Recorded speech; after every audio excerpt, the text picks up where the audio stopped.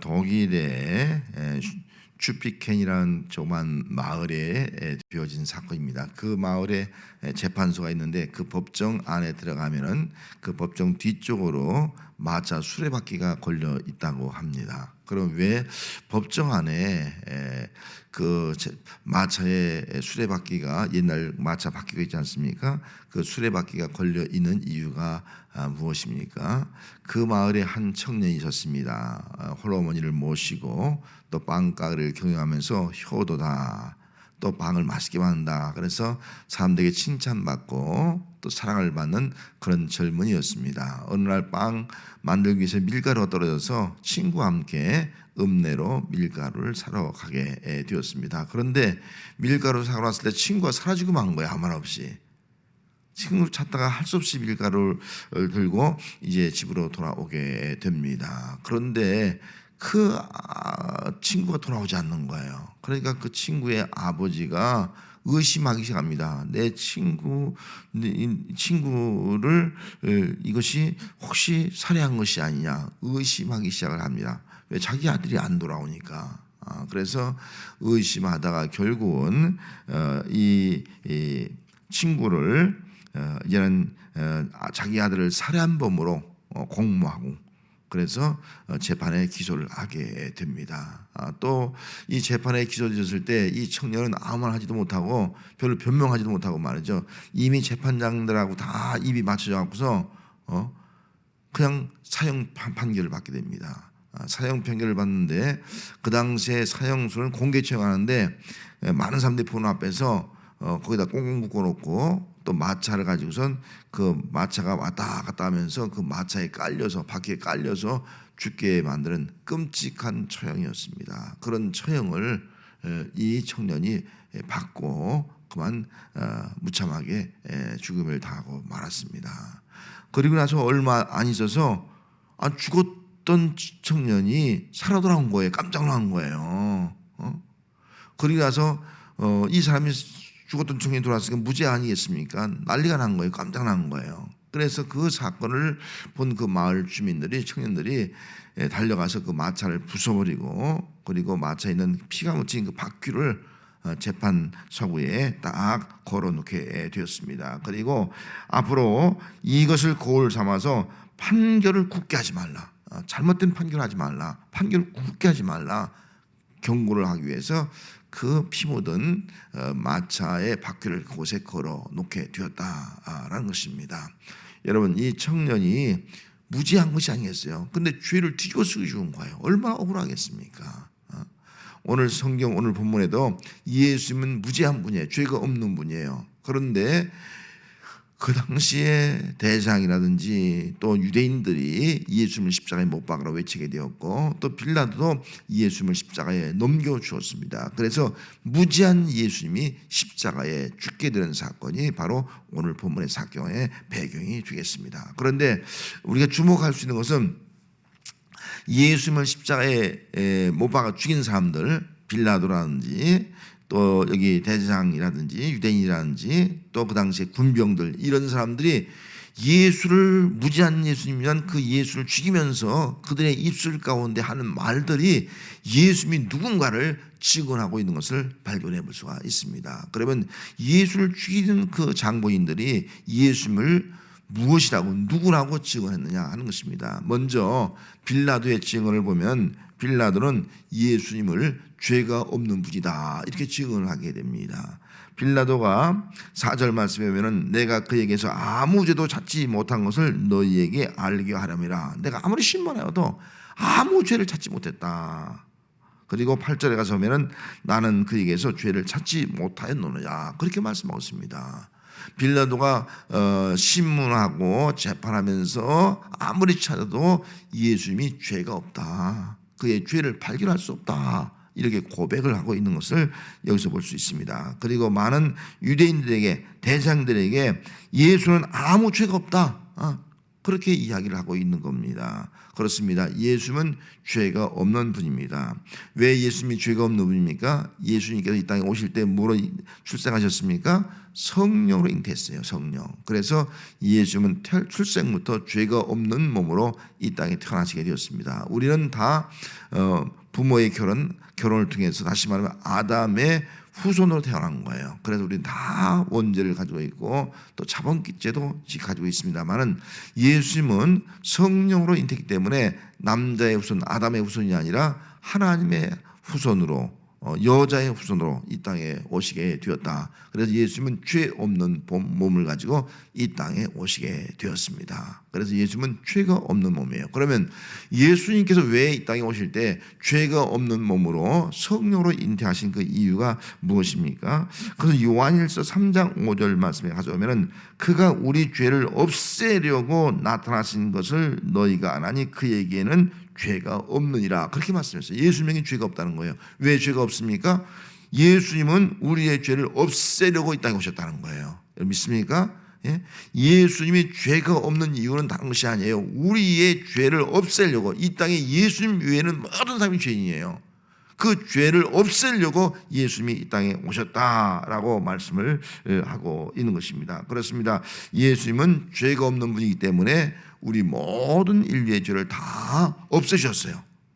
여러분 예수 믿으면 우리의 모든 죄가 다 사라지는 줄 믿습니다. 다 사함받는 줄 믿습니다. 이것이 바로 오늘 우리의 모습입니다. 예수님은 십자가에 대신 우리의 죄를 다 담당하시고 그리고 십자가에 죽으심으로 그의 피를 흘려서 우리의 죄를 다 없애주셨다. 이게 십자가의 사건이에요. 그래서 이 빌라도가 예수님은 죄가 없다, 죄를 찾을 수 없다 그렇게 증언을 한 이유가 바로 이것으로 우리가 증명할 수가 있다는 것입니다. 그렇다면 여러분 예수님은 죄가 없는 분 오셨고 또 우리의 죄를 없애기 위해서 십자가에 죽으셨다면 또 우리가 그걸 믿는다면 여러분 우리가 어떻게 살아야겠습니까? 우리는 예수님이 내 죄를 다 없앴다는 믿음, 이런 믿음을 가지고 살아가는 것이 바로 오늘 우리의 신앙이 되어야 할 줄 믿습니다. 예수님의 십자가의 죽음으로 내 모든 죄를 다 없애버렸다. 이것을 믿는 믿음 가지고 살아가는 거예요. 이것을 다르게 말하면 로마서 6장 11절 말씀에 보면 이렇게 말씀하고 있어요. 이와 같이 너희도 너희 자신을 죄에 대하여 죽은 자예요. 뭐라고요? 우리 자신은 죄에 대해서 죽은 거예요. 죄가 없어진 거예요. 다시는 죄에 종료할 필요가 없다는 거죠. 그리고 또 아울러서 예수 안에서 하나님께 대하여는 살아있는 자로 여길지어다. 죄를 다 없어졌기 때문에 죄가 우리의 주인 될 수 없고 우리는 죄의 종이 될 수 없고 죄에 끌려갈 필요가 없다는 겁니다. 우리의 죄는 다 예수님이 없어졌기 때문에 예수 안에서 하나님에 대하여 살아있는 자로, 하나님 앞에 살아있는 자로, 하나님을 교제하면서 하나님 앞에 영생 얻은 자로 우리가 살아가라라고 말씀을 하고 있습니다. 오늘 예수님은 죄가 없는 분, 그 죄가 없는 분이 바로 십자가에 죽으신 이유가 단 한 가지, 우리의 죄를 없애기 위해서 오셨다, 십자가에 죽으셨다. 여러분 이걸 믿으시고 여러분 이제 예수님을 통해서 죄가 없는 자로, 죄에 대해서 죽은 자로, 대신에 하나님에 대해서는 이제 살아있는 자로 살아가는 삶이 오늘 우리 성도의 삶이 되어야 합니다. 또 한 가지는 유대인들이에요. 자, 유대인들은 예수님을 하나님의 아들이라고 증언했어요. 7절 말씀에 유대인들이 대답하되 우리에게 법이 있으니 그 법대로 가면 그가 당연히 죽을 것은 그가 자기를 하나님의 아들이라 함이니라. 그렇게 말씀했어요. 빌라도는 죄가 없는 분이라 그렇게 증언했고 또 그 당시에 거기 모인 유대인들은 예수님을 하나님의 아들이란 그 죄 때문에 우리 법대로 하면 예수님은 죽일 죄라는 거예요. 그 죽을 죄가 뭐냐면은 하나님의 아들이라는 거예요. 어떻게 하나님의 아들이 있을 수 있냐는 거죠. 하나님은 하나님이지 하나님의 아들은 있을 수가 없다. 그래서 예수님이 하나님의 아들이라는 것은 율법적으로 이건 죽을 죄다. 죽을 죄다. 그래서 십자가에 못 박아 죽여야 된다. 이런 말을 하고 있는 것을 볼 수가 있습니다. 그렇습니다. 유대인들이 예수를 죽이려고 한 이유는 예수님은 끊임없이 복음을 증거하면서 자신이 하나님의 아들인 것을 증언을 하게 되었습니다. 예수님은 이 땅에 오실 때 하나님의 아들로 오셨습니다. 요한복음 3장 17절에 보면 하나님이 그 아들을 세상에 보내신 것은 그 아들, 하나님이 그 아들, 자기 아들을 세상에 보내신 것은 세상을 심판하려 하심이 아니요 그로 말미암아 세상이 구원을 받게 하려 하심이라. 하나님께서 예수님을 이 땅에 보낸 목적, 자신의 아들을 보낸 목적이 세상을 구원하기 위함이다. 그렇게 말씀하셨습니다. 그래서 예수님은 이 땅에 오실 때 누구로 오셨느냐? 하나님의 아들로 오셨다. 이걸 말씀해 주고 있는 거예요. 여러분, 예수님은 하나님의 아들로 이 땅에 오신 줄로 믿습니다. 그래서 신앙 고백 가운데 중요한 것이 주는 그리스도시요 살아계신 하나님의 아들, 하나님의 아들로 믿는 믿음, 이것이 우리가 가질 믿음이에요. 여러분, 예수님을 하나님의 아들로 믿는 성도가 되시기 바랍니다. 그럼 왜 하나님의 아들로 이 땅에 오셨느냐 하는 거죠. 요한일서 5장 12절에 보면은 아들이 있는 자에게는 생명이 있고 하나님의 아들이 없는 자에게는 생명이 없느니라. 그렇게 말씀했어요. 우리에게 생명을 주기 위해서 오신 거예요. 하나님의 아들로. 그래서 하나님의 아들을 믿는 자, 하나님의 아들이 내 속에 있는 자는요 생명이 있고요, 하나님의 아들이 없는 사람은 생명이 없어요. 구원받을 수 없다는 거죠. 영원한 생명을 얻을 수 없다는 거죠. 그래서 예수님을 이 땅에 오신 목적이 우리에게 생명 주기 위함이다. 그래서 예수 믿는 자만 영원한 생명을 얻는 줄 믿습니다. 이것이 예수님이 이 땅에 오신 목적이 하나님의 아들로 오신 목적이에요. 또 한 가지가 있습니다. 요한일서 3장 8절에 보면은 죄를 지는 자마다 마귀에 속하나니 마귀는 처음부터 범죄함이라. 하나님의 아들이 나타나신 것은 마귀의 일을 멸하러 하심이라. 하나님의 아들이 이 땅에 나타나신 목적이 뭐라고요? 마귀의 일을 멸하기 위해서다. 그렇게 말씀하고 있는 거예요. 우리 마귀 때문에 다 범죄했잖아요. 아담과 하도 마귀 때문에 범죄했잖아요.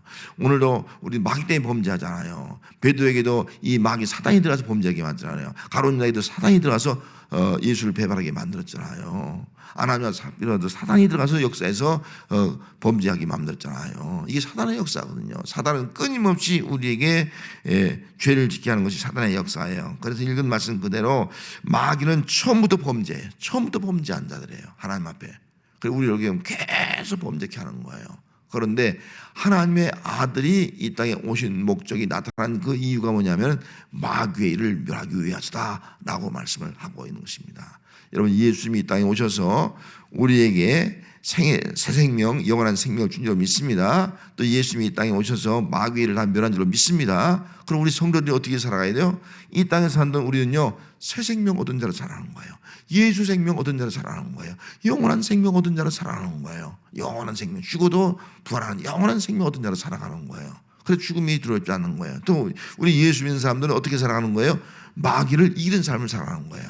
마귀가 우리를 범죄케 하고 우리를 유혹하지만 우리는 예수의 이름으로 이 마귀의 권세를 물리치는 삶을 살아가는 거, 이것이 바로 오늘 우리 성도의 삶이 되어야 할 줄로 믿습니다.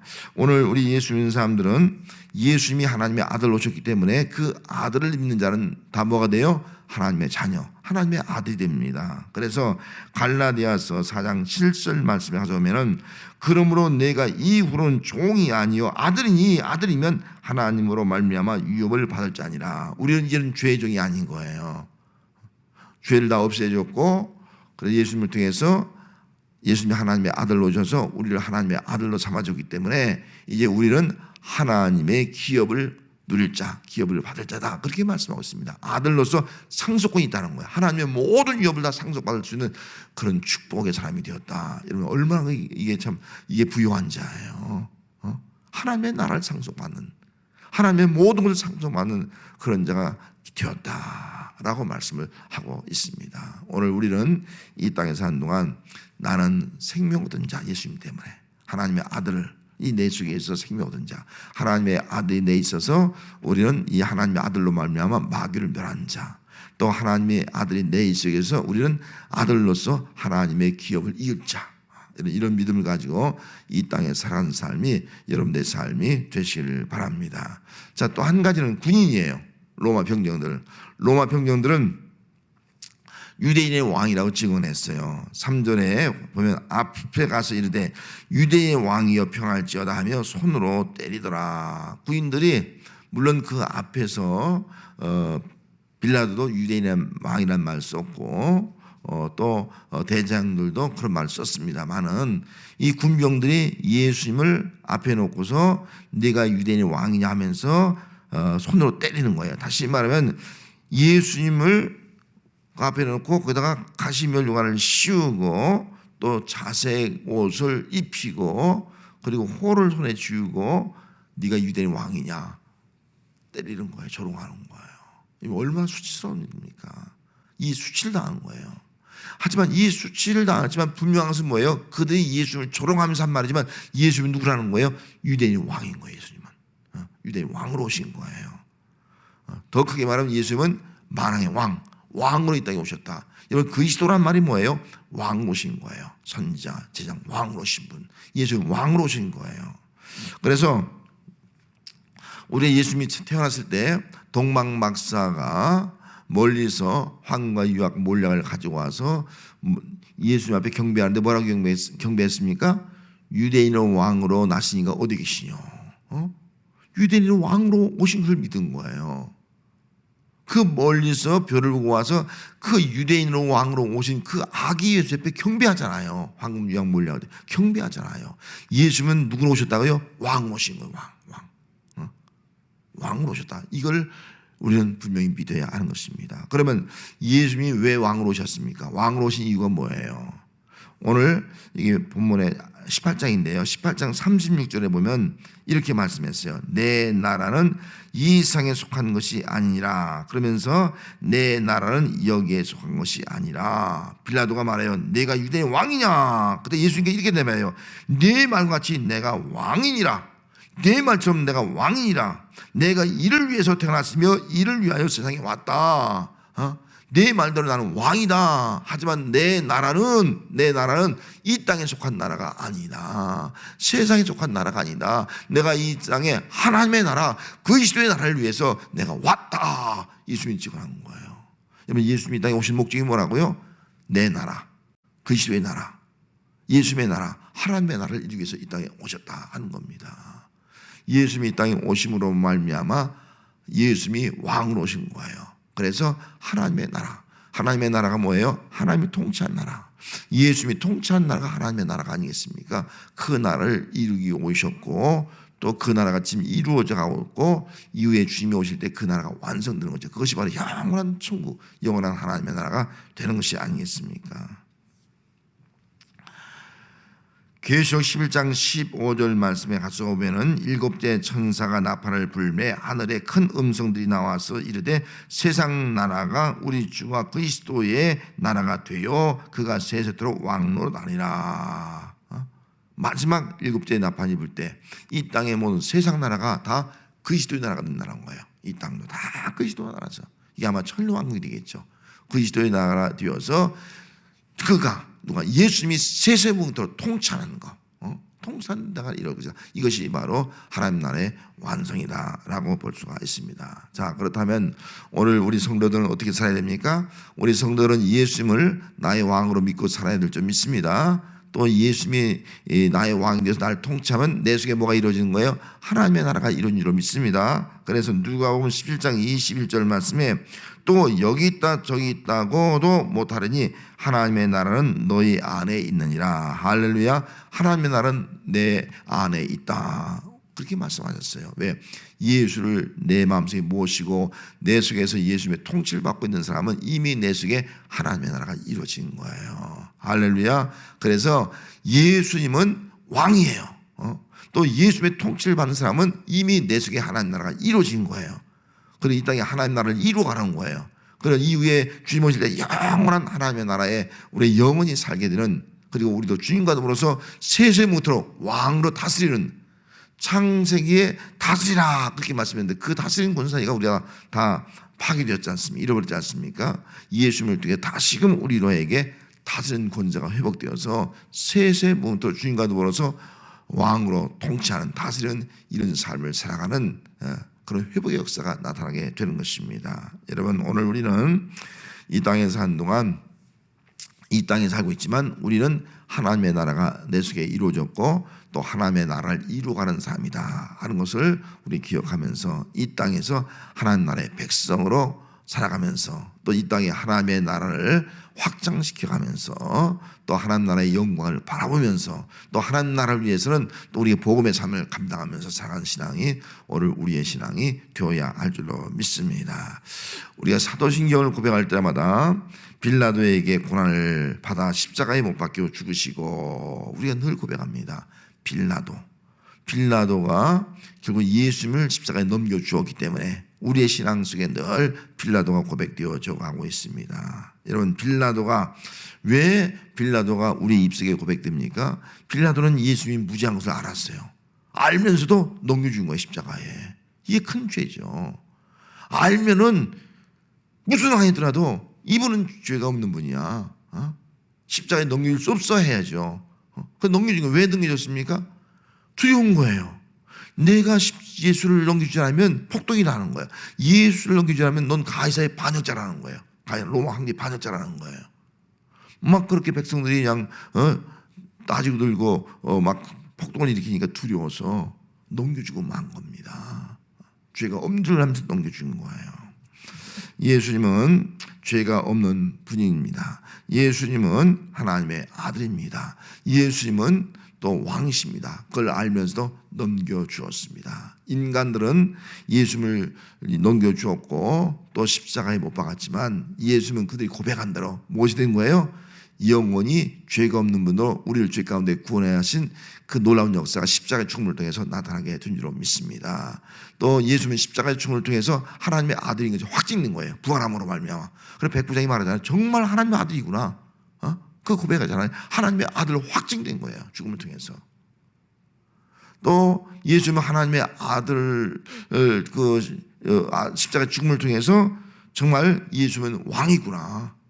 하나님 나라가 이루어지는 거예요. 하나님 나라가. 그분의 통치가 이루어지는 거예요. 이것이 증명된 거예요. 증명된 거예요. 그렇기 때문에 오늘 우리는 예수님께서 이렇게 우리를 위해서 십자가에 주셨구나. 이걸 우리가 안다고 하면은 우리들도 늘 신앙 고백이 돼요. 예수님은 죄가 없는 분, 나의 죄를 다 담당하신 분. 예수님은 또 하나님의 아들. 이제 예수님 통해 우리가 하나님의 아들이 되었다. 상속자가 되었다. 얼마나 감사해요. 예수님은 왕이신 분. 그분을 통해서 내 속에 하나님 나라가 이루어졌다. 하나님 나라의 기쁨을 누리며 살아간다. 얼마나 감사해요. 이것이 바로 오늘 우리의 신앙생활이 되어야 합니다. 베드로전서 2장 24절 말씀에 보면은 친히 나무에 달려 그의 몸으로 우리의 죄를 담당하셨으니, 예수님께 어떻게 했다고요? 친히 나무에 달려 우리의 죄를 다 담당하셨으니, 우리를 다 담당해 준 거예요. 그래서 이는 우리로 죄에 대하여 죽고, 이는 죄에 대해 죽은 거예요. 의에 대하여 살게 하려 하십니다. 의에 대해서 살게 된 거예요. 이는 의로운 백성이 된 거예요. 죄가 없는 백성이 된 거예요. 그리고 이어서 그가 채찍에 맞음으로 너희가 나음을 입었느라. 예수님이 채찍에 맞음으로 우리가 나음을 입었다. 이게 나음을 입었다는 말은 온전히 우리 영육간의 병이 다 치유되고 온전히 회복되었다. 하나님의 창조한 형상으로 회복되었다라는 말씀이 되겠습니다. 이렇게 예수님께서 친히 십자가에 우리를 위해서 나무에 달리신 거예요. 못 박히신 거예요. 그렇기 때문에 우리도 이 사순절을 우리가 지내면서 예수님께서 왜 십자가를 걸어가셨는가, 또 십자가를, 예수님의 십자가 죽이려고 하는 자들이 그 입술 쪽에서 예수님이 어떤 분으로 그들이 찍어내는가를 기억하면서 우리도 십자가 지고 예수님을 따라가면서 예수님 내 죄를 담당하셨습니다. 예수님은 죄가 없는데 내 대신 죽었습니다. 이런 믿음 가지고 따라가고, 정말 예수님은 하나님의 아드십니다. 주님을 통해서 내가 또 하나님의 자녀가 되고 감사합니다. 이런 믿음 가지고 우리가 하나님의 기업을 이을 자로 우리가 살아가고, 또 예수님은 정말 이 땅에 나의 왕입니다. 내 속에 하나님의 나라가 이루어졌습니다. 나는 하나님 나라의 백성입니다. 하늘의 기쁨과 하늘의 소망 가운데 그 영광을 바라면서 살아가는 삶이 오늘 우리 신앙인들의 삶이 되어야 할 줄로 믿습니다. 기도하겠습니다.